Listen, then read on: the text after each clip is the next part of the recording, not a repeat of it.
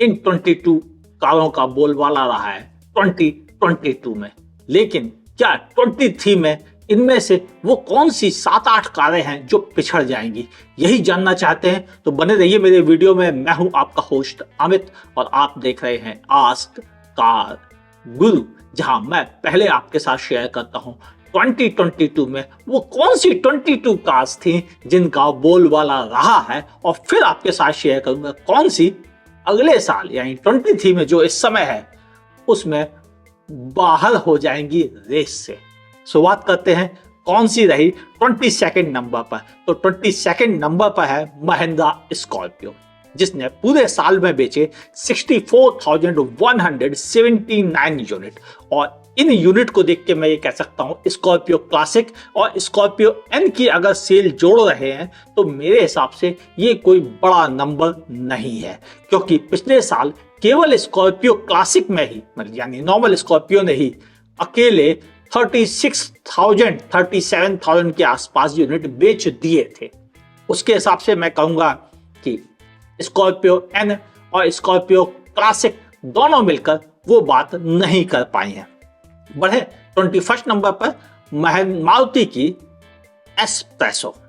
हाँ, पिछले साल जितनी कारें बिकी थी उतनी ही कारें इस साल भी है 22 में बेच पाए हैं 65,276 यूनिट, यानी कोई बढ़ोतरी नहीं हुई। जबकि बाकी सभी कारें सेल में ज्यादा बिकी हैं, वहां एस्प्रेसो अभी भी अपने नंबर्स बढ़ा नहीं पाई। लेकिन 20th नंबर पर है महिंद्रा की XUV 700, 65,371 यूनिट, यानी XUV 700 की डिलीवरीज ने अब रियली अच्छा ग्रोथ पाया था 22 में, और इसी वजह से वह टॉप 20 कार्स में शामिल हो गई। और क्या अगले साल भी इसका बोलबाला रहेगा? बताऊंगा आखिरी में।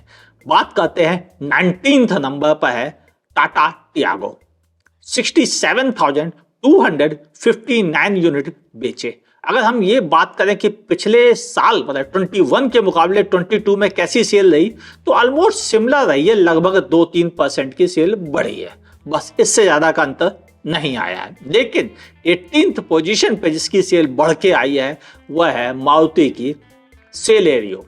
सेलेरियो 22 में बहुत अच्छे नंबर में बिकी और इसने टियागो को पीछे छोड़ दिया। इसकी सेल आई है 72,729 यूनिट, और यह पिछले साल के मुकाबले 2 गुनी से ज्यादा बिक गई, यानी इसकी सेल को सच में पंख लगे हैं।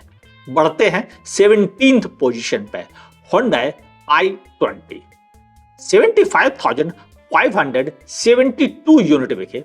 पिछले साल के मुकाबले थोड़ी सी बढ़ोतरी है, लेकिन वह मामूली 5% की, कोई बहुत बड़ा सिग्निफिकेंट सेल ग्रोथ नहीं मिली है। i20 को क्या महंगी हो गई है या बलेनो ने बाजी मार ली है, सब समझते हैं। 16th पोजीशन पे है किया सोनेट। हाँ, सोनेट ने बेची है 86,251 यूनिट, और पिछले साल यानी 21 के मुकाबले 9% की जबरदस्त सेल मिली है, यानी सोनेट लोगों के दिल में थोड़ी थोड़ी करके जगह बना रही है। बढ़े अगली कैटेगरी पर जो कि है 15th नंबर पर महिंद्रा बोलेरो, और बोलेरो बिकी है 94,332 यूनिट, और जो मेरी नजर में बहुत अच्छे नंबर्स है। लेकिन एक बात पे गौर करना, ये बोलेरो अकेली बोलेरो नहीं है, इसमें बोलेरो और बोलेरो नियो दोनों की सेल जोड़ दी गई है। और जिसे हम TUV 300 कहते थे, अब 2 कारें जुड़ जाएंगी तो डेफिनेटली नंबर्स तो बढ़ जाते हैं। जैसा कि स्कॉर्पियो के साथ हुआ है, बिल्कुल वैसा ही हुआ है यहाँ पर बोलेरो के साथ। और बोलेरो के नंबर इसलिए हमें ज्यादा अच्छे दिखाई दे रहे हैं, और पिछले साल बिके थे केवल 65,313 यूनिट, जबकि इस साल बेच दिए उन्होंने 94,332 यूनिट, यानी लगभग 44% की ग्रोथ मिल गई। बढ़े 14 नंबर पर किया सेल्टॉस, 1,01,569 कारें बेच डाली। पिछले साल के मुकाबले मामूली सी 3% ग्रोथ मिली है। लेकिन बात समझना पड़ेगा, जब 22 में हाईराइडर, ग्रैंड विटारा जैसी नई कारें आ गई थी, ऊपर से कुशाक, टाइगुन जैसी भी एसयूवीज आ गई थी, उसके बावजूद अगर सेल्टॉस अपनी पकड़ बना के रखे है सबसे पुरानी कार होने के बावजूद भी, तो इसको कमजोर समझना ना समझी रहेगा। लेकिन 13th पोजीशन पे है ग्रैंड i10, जिसका अभी अभी एक अपडेट आया है, लेकिन बगैर अपडेट के भी इसने अपनी 13th पोजीशन बना ली थी। 1,06,222 यूनिट इन्होंने बेचे थे 22 में, और जबकि इन्होंने 21 में बेचे थे केवल 95,515 यूनिट, यानी 22 में इन्होंने 11% की ग्रोथ पाली थी। मजे की बात आप समझिएगा, अब नया अपडेट आया है जो भी हाल में हमने आपको दिखाया था, और इसका एक रिव्यू वीडियो भी आपके साथ शेयर करने वाला हूं बहुत जल्दी आपको। इसकी सेल अगर 11% बढ़ी है तो अब और ज्यादा बढ़ने की संभावना हो गई है, मगर एक ट्विस्ट आ गया है, अब डीजल इंजन बंद हो गया है, तो क्या सेल घटेगी? तो आपको बता दूं कि पहले भी डीजल इंजन की सेल केवल 2% थी, तो अगर 2% कम भी हो जाएंगे तो कोई फर्क नहीं पड़ेगा सेल्स फिगर में, बल्कि सेल्स फिगर इस बार बहुत ज्यादा हो सकती है। बढ़े टॉप 12 नंबर पर, Hyundai Venue 1,20,703 यूनिट बेच दी है, 12% की ग्रोथ मिली है पिछले साल के मुकाबले, अच्छी ग्रोथ कहेंगे। लेकिन नया अपडेट आने के बाद इस ग्रोथ को मैं बहुत अच्छी नहीं मानता, लेकिन ठीक है, नॉट बैड एट ऑल, कम से कम पीछे तो नहीं गया। 11th पोजीशन पे है इको, हाँ ये MUV multi utility vehicle, ambulance भी बन जाती है, डिलीवरी वैन भी बन जाती है, और पैसेंजर व्हीकल भी बन जाती है बच्चों को स्कूल छोड़ने वालों के लिए। तो इसमें सेल जो है वो डबल जुड़ी हुई है।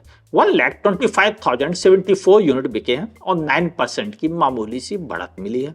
हालांकि इसमें नया इंजन अब आया है, पहले नहीं था। बढ़े 10th पोजीशन पे, हाँ टॉप 10 यहीं से शुरू होते हैं। टाटा पंच 1,29,895 यूनिट, यानी जबरदस्त सेल। आपको जानकर ताजुब होगा, इस कार को 21 में ही लॉन्च किया गया था, तब इसने आखिरी के कुछ महीनों में 22,571 यूनिट बेचे थे। ओवरऑल अगले साल क्या इसका बोलबाला रहेगा, ये बातें करेंगे वीडियो के आखिरी में। फिलहाल बढ़ते हैं 9th पोजीशन पे, मारुति ब्रेज़ा 1,30,569 यूनिट, पिछले साल के मुकाबले 13% की ग्रोथ मिली है, जबकि उस समय बेचे थे 1,15,962 यूनिट। यानी क्या कारों की कीमत बढ़ने से सेल पर असर पड़ा है? क्योंकि मामूली सी 13% की ग्रोथ को मैं बहुत ज्यादा नहीं मानता हूं। वजह, क्योंकि फ्रेश अपडेट आने के बाद भी आप सेल को बहुत ज्यादा नहीं बढ़ा पाए, इसका मतलब सेल वहीं कहीं सेटल होके रह गई है, थोड़ा और बढ़ने का गुंजाइश है। तो क्या इसी वजह से CNG आने वाला है? समझते हैं। बढ़े 8th पोजीशन पे है मारुति आर्टिगा 1,33,814 यूनिट बेचे, पिछले साल बेचे थे 1,14,408 यूनिट, यानी 17% की ग्रोथ मिली है इस आर्टिगा को। बढ़े 7th पोजीशन पे Hyundai Creta, एक ऐसी SUV जिसकी लाइन लगी है, वेटिंग लिस्ट खत्म ही नहीं हो रही है, जबकि नया अपडेट आने वाला है। 1,40,895 यूनिट और 12% की ग्रोथ मिली है 21 के मुकाबले।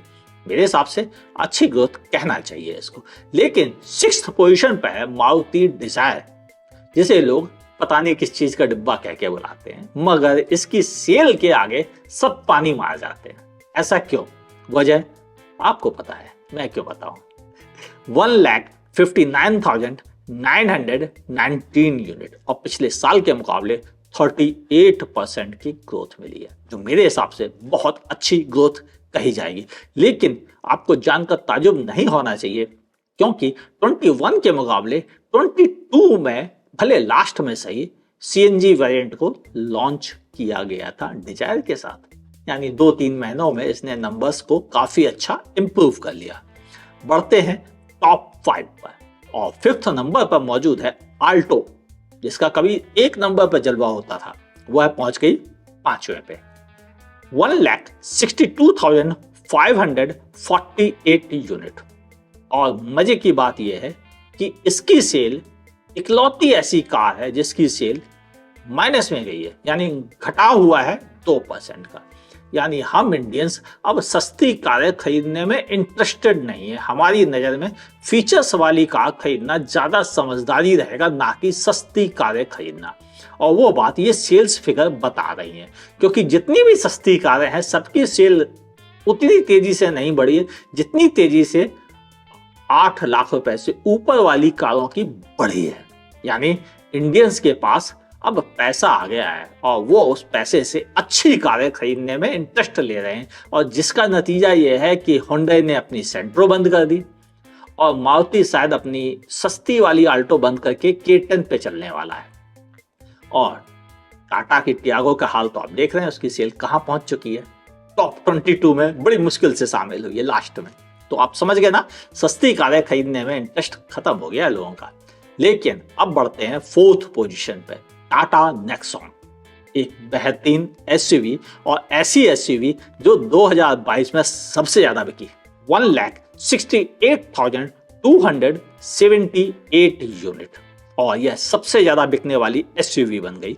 पिछले साल के मुकाबले 55% की ग्रोथ मिली। मेरे हिसाब से गुड जॉब, ऐसी ग्रोथ रियली बेहतरीन है। वजह क्या है, जब हमने इसे 2017 में कार ऑफ द ईयर का अवार्ड दिया था, तभी ये सोच समझ के बोला था कि ये कार अपना जलवा बिखेरेगी। जब भी कार गुरु किसी कार को अवार्ड देते हैं तो उसके जलवे दिखते हैं। कभी ऐसा नहीं हुआ कि जिसको अवार्ड मिला हो और वह आगे फ्यूचर में कुछ खास करके ना दिखा पाई हो, क्योंकि पूत के पांव पालने में हम लोगों को तो दिख जाते हैं, बाकी पब्लिक माने या ना माने। नेक्सॉन ने फिर ये प्रूफ किया। लेकिन 3rd नंबर पर है स्विफ्ट। कितनी बुराइयां करते हैं लोग, लेकिन बिकती तो धड़ल्ले से है। 1,76,424 सेल्स में बढ़ोतरी मामूली सी 1% हुई है, यानी बढ़ना ना बढ़ना बराबर ही रहा है स्विफ्ट के लिए। तो फिर 2nd नंबर पर बलेनो, हाँ वो बलेनो जिससे लोग बहुत ज्यादा चिढ़ते हैं। देखो, अगर कोई किसी से चिढ़ता है तो उसका रीजन ये है कि वह उसकी सेल से जलता है और उसको लगता है कि ये कार इतना कैसे बिक जाती है, हमारी पसंदीदा नहीं बिक पाती। रीजन समझना पड़ेगा, पब्लिक को क्यों पसंद आती है इस बात को समझना जरूरी है। वजह reliable engine, trusted service network, बेहतरीन क्वालिटी और फालतू की बातें नहीं, काम का प्रोडक्ट बनाना। शायद यही रीजन है कि बलेनो की सेल कम नहीं होती है। लेकिन क्या केवल बलेनो की कम नहीं होती है? 1,85,665 यूनिट बेचे इन्होंने, जो कि किसी भी हालत में कम नहीं है, और 8% की बढ़ोतरी भी हुई है 21 के मुकाबले।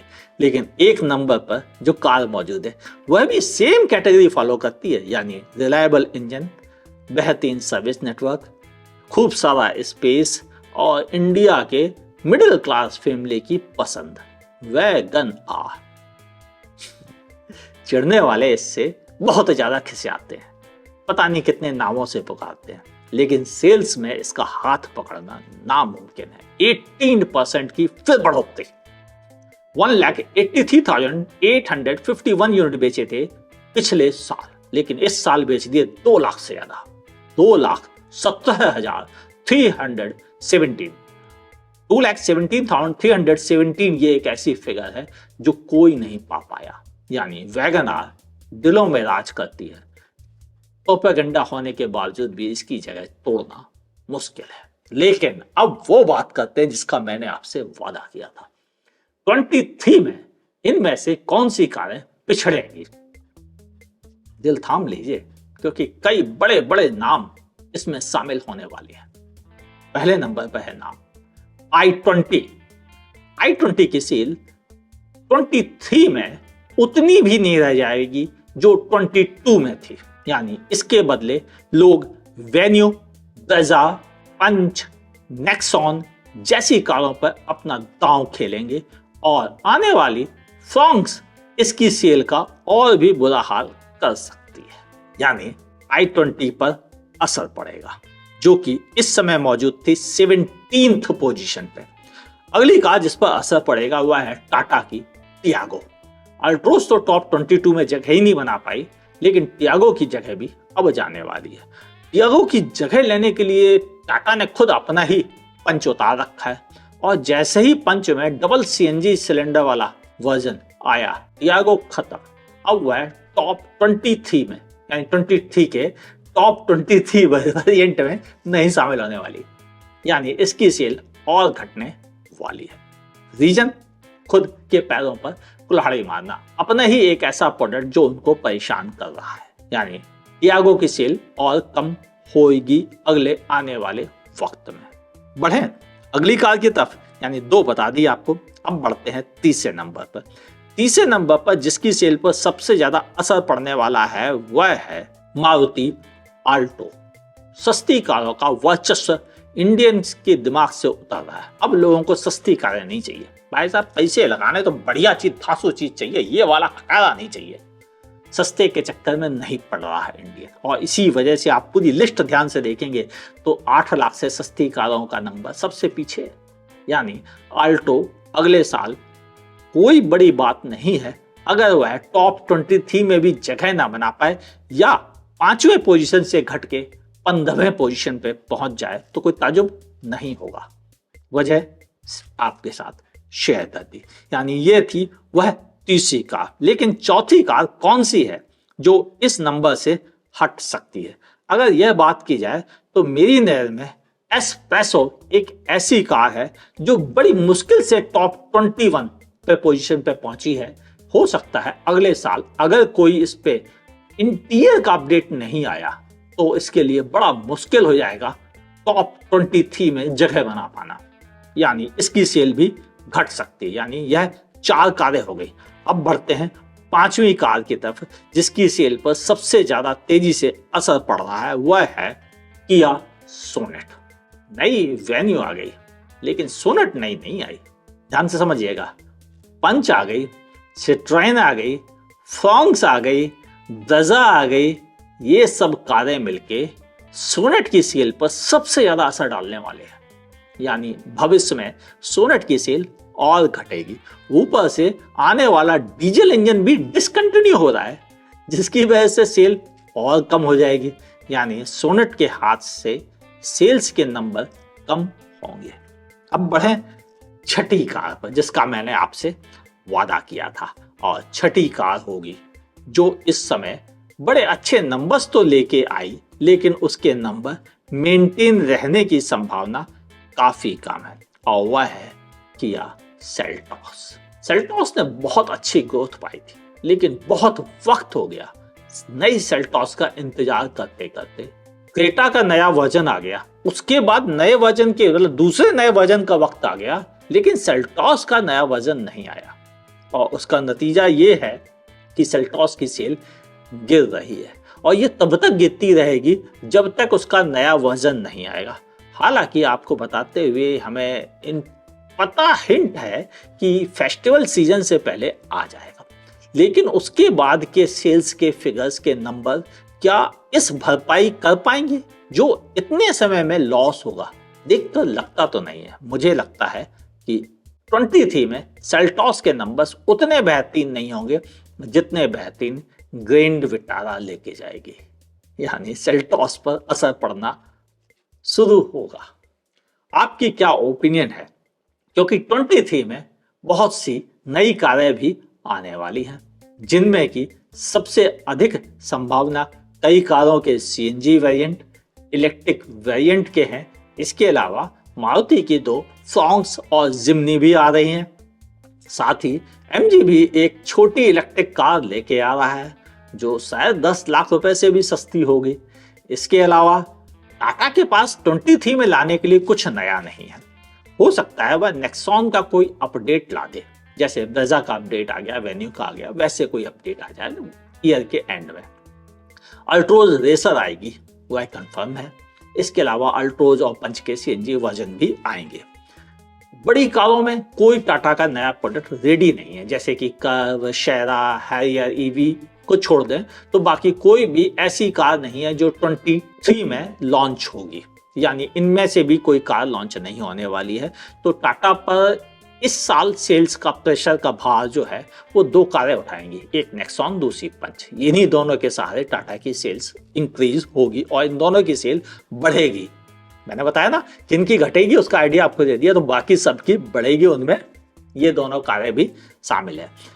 साथ ही महिंद्रा के पास भी कोई नया प्रोडक्ट नहीं आने वाला है, तो उनकी सेल्स के भी आगे बहुत तेजी से बढ़ने की संभावना कम है, लेकिन XUV 700 की सेल बढ़ेगी, उसकी संभावना बहुत ज्यादा है, क्योंकि वह एक प्रोडक्ट है जो ट्रस्टेड भी है और धीरे धीरे उसकी मार्केट वैल्यू बढ़ेगी, लोगों का भरोसा उस पर बढ़ जाएगा। ये तो थी वो कारें जो अगले साल जलवा बिखेर सकती हैं और इस साल जिनका जलवा बना रहा। आपको ये इन्फॉर्मेशन कैसी लगी? उम्मीद है पसंद तो आया होगा, क्योंकि मेहनत की गई है, तैयारी की गई है, डेटा आपके साथ शेयर किए गए हैं। तो फिर एक लाइक करना बनता है ना, और दोस्तों के साथ शेयर तो कर ही सकते हैं ना, वो जो व्हाट्सएप जिस पे आप दिन भर बातें करते हैं उस पर, और वो फेसबुक पर जिस पर आप बहुत सारे लोगों के लाइक डिसलाइक करते रहते हैं, मैसेज, कमेंट, फोटोग्राफ्स, उन पर भी एक कट पेस्ट लगा सकते हैं। इसका लिंक क्या पता आपके दोस्तों को पसंद आ जाए। फेसबुक पे देख रहे हैं तो मेरे पेज को लाइक कीजिए, फॉलो करना ना भूलिए। यूट्यूब पे देख रहे हैं तो मेरे चैनल को सब्सक्राइब कीजिए, जिसे आप अक्सर भूल जाते हैं। आजकल लोग कम सब्सक्राइब कर रहे हैं, देख तो सब रहे हैं लेकिन सब्सक्राइब कम कर रहे हैं, तो प्लीज सब्सक्राइब कीजिए और नोटिफिकेशन ऑन कीजिए। मुलाकात करते हैं अगले किसी शानदार वीडियो के साथ, और 1 मिनट का रिव्यू देखना है तो इंस्टाग्राम पे फॉलो कर लो, जिसका लिंक नीचे दिया गया है। देखते रहिए आस्क कार गुरु।